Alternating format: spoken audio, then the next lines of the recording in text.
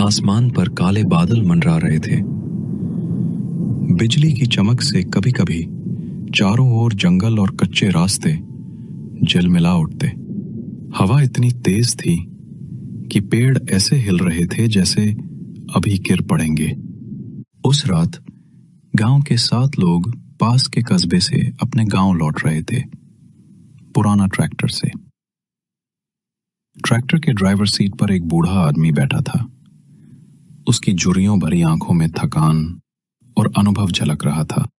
पीछे ट्रॉली में बाकी लोग थे, 2 औरतें, एक जवान, दूसरी मध्यम उम्र की, 2 लड़के शरारती पर थके हुए, 2 आदमी मजबूत कदकाठी वाले पर चेहरे पर चिंता झलक रही थी। ट्रॉली हिलती डुलती कीचड़ में फंसती हुई आगे बढ़ रही थी।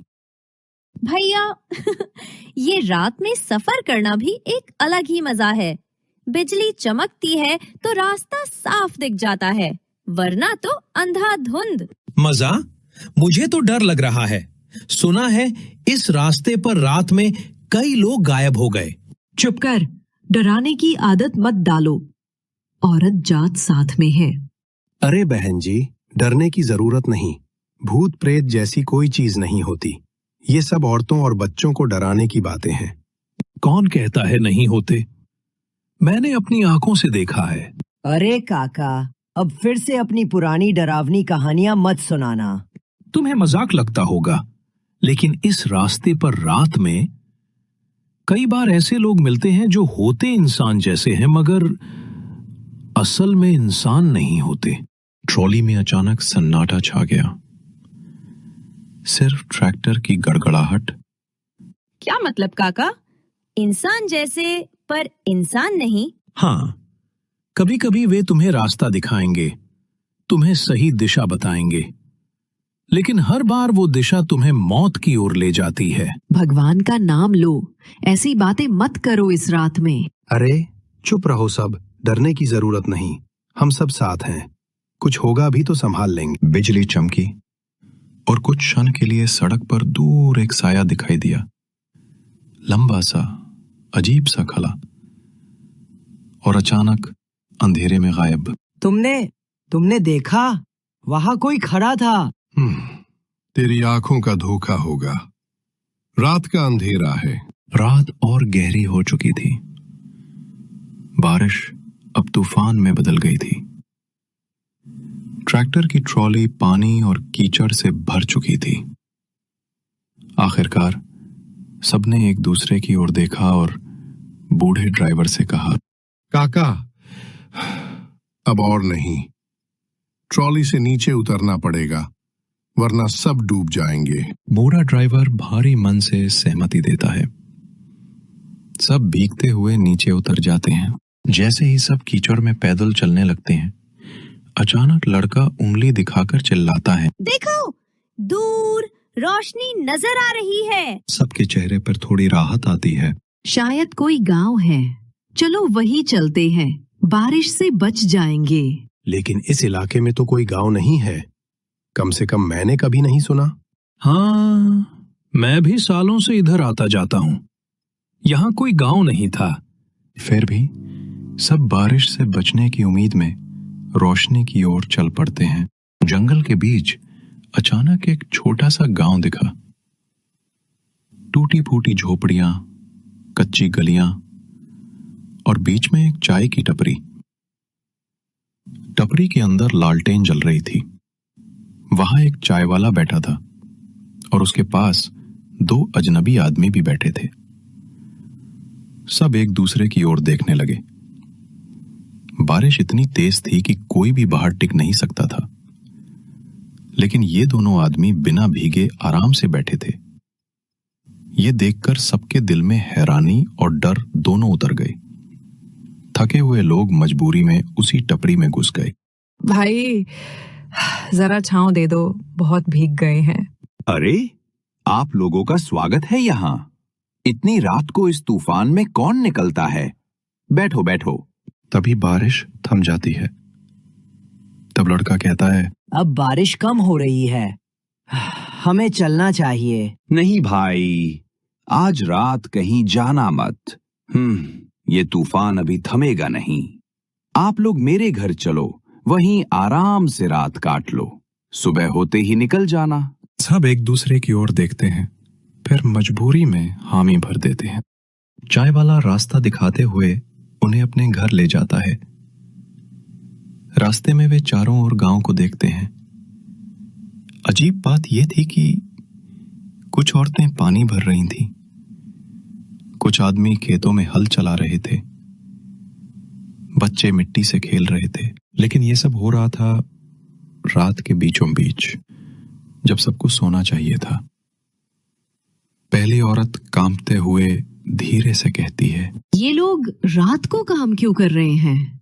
ये कैसा गांव है? मुझे तो लग रहा है ये सब इंसान नहीं है। सब चुप हो जाते हैं। उनकी आंखों में डर साफ झलक रहा था। रात का तूफान बाहर गरज रहा था, लेकिन असली तूफान अब इन लोगों के अंदर उठ रहा था। ये गांव, ये लोग और ये रहस्य, सब कुछ सामान्य नहीं था।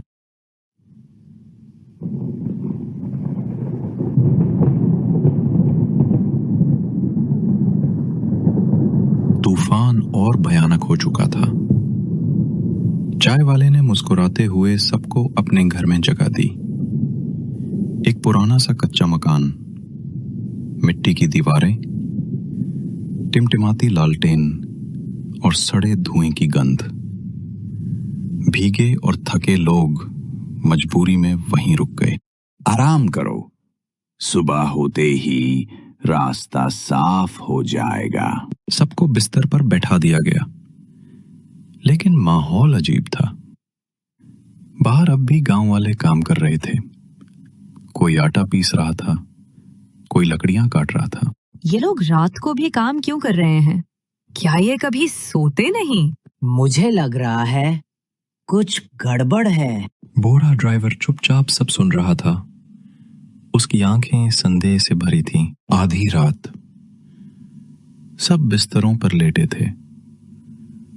अचानक दूसरी औरत की नींद खुली। उसने दरवाजे के बाहर से अजीब आवाजें सुनी। ठक ठक ठक, जैसे कोई भारी हथौड़े से जमीन खोद रहा हो। वो धीरे धीरे खिड़की के पास गई और बाहर झांका। के बीच लालटेन की रोशनी में गांव वाले मिलकर मिट्टी खोद रहे थे। उनके चेहरे भावहीन थे, आंखें बिल्कुल सफेद, और सब एक सुर में बुदबुदा रहे थे, आजा आजा। औरत डरकर पीछे हट गई और कांपते हुए बाकी सबको जगा दिया। बाहर सब पागल जैसे गड्ढा खोद रहे हैं और मंत्र बोल रहे हैं। लड़के ने हिम्मत करके खिड़की से झांका। उसने देखा गांव के बीच बहुत बड़ा गड्ढा खोदा जा चुका था। उसमें लालटेनें टंगी थीं और चारों ओर गांव वाले मंत्र गा रहे थे, आजा आजा आजा। गांव के लोग उस गड्ढे के अंदर मानव खोपड़ियां और हड्डियां डाल रहे थे। ये जगह कब्रिस्तान है। चाय वाला अचानक कमरे में आ गया। उसके चेहरे पर वही अजीब मुस्कान थी। तुम लोग अब जान ही गए हो, ये गांव दिन में सोता है और रात को जागता है, क्योंकि ये गांव इंसानों का नहीं। तुम लोग कौन हो? हमें क्यों फंसाया? तूफान कोई संयोग नहीं था। जो भी इस रास्ते से गुजरता है उसे हम बुलाते हैं। ताकि वो हमेशा के लिए इस गांव का हिस्सा बन जाए। रात गहराती जा रही थी। चाय वाले की मुस्कान और गांव वालों की आवाजें सबके दिलों में डर को और गहरा कर रही थीं। बाहर लोग लगातार मिट्टी खोद रहे थे, मानो किसी बड़ी चीज की तैयारी कर रहे हों। तुम सब सोच रहे हो, ये गड्ढा किस लिए है? ये गड्ढा तुम्हारे लिए है। आज रात तुम सब यही दफन किए जाओगे। हमें छोड़ दो, भगवान के लिए छोड़ दो। भगवान यहां नहीं आते। ये गांव उनका नहीं है। ये गांव सिर्फ मौत का है। बाहर गांव वाले भी बदलने लगे। उनके चेहरे सूखकर खोपड़ी जैसे हो गए। उनकी आंखों में कोई जान नहीं थी, सिर्फ खाली सफेद गड्ढे। जल्दी भागो! सब बाहर दौड़ने लगे। पीछे से गांव वालों की चीखें और गुर्राहट गूंज रही थी। चाय वाला चिल्ला रहा था, भागो मत, अब तुम सब इस गांव का हिस्सा हो। कोई भी यहां से बाहर नहीं जा सकता। बारिश रुक चुकी थी, लेकिन जंगल का अंधेरा और भी गाढ़ा हो गया था। गांव की गलियों में हर मोड़ पर साए खड़े थे।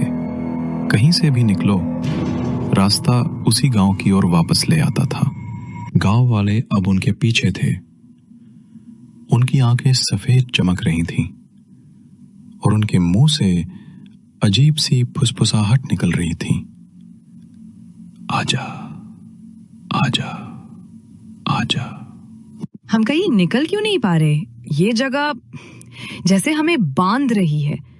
ये कोई साधारण गांव नहीं है, ये शापित जगह है। अचानक दूर एक पुराना खंडहर दिखा। वहीं एक सफेद दाढ़ी वाला बूढ़ा साधु बैठा था। उसके आंखों में गहरी चमक थी। रुको, यहां आओ। सब घबराकर उसके पास पहुंचते हैं। साधु गहरी सांस लेता है और कहता है, तुम लोग इस गांव में कैसे आ गए? ये गांव तो 100 साल पहले ही जलाकर मिटा दिया गया था। सबके पैरों तले जमीन खिसक जाती है। लेकिन हमने तो अपनी आंखों से देखा, लोग, घर, चाय वाला, सब कुछ। वे लोग अब इंसान नहीं। ये गांव उस रात का कैदी है जब यहाँ के सब गांव वाले काली साधना में मरे थे। उनकी आत्माएं हर आधी रात को जिंदा हो उठती हैं और जो भी इस रास्ते से गुजरता है उसे अपने साथ खींच लेती हैं। सब सन्न रह जाते हैं। बाहर से फिर वही आवाज आती है, आजा, आजा। तो अब हमारा क्या होगा? साधु आंखें बंद करके मंत्र जपने लगता है। फिर धीरे से कहता है, इस गांव से बाहर जाने का एक ही रास्ता है, बलिदान। या तो तुम में से कोई एक इस गड्ढे में समा जाए, या फिर तुम सब यहां हमेशा के लिए कैद हो जाओगे। सबके चेहरों पर मौत का साया उतर आता है। तभी गांव वाले चीखते गुर्राते खंडर के बाहर पहुंच जाते हैं। चाय वाला सबसे आगे खड़ा है। समय आ गया है, बलिदान दो, वरना सबको हम ले जाएंगे।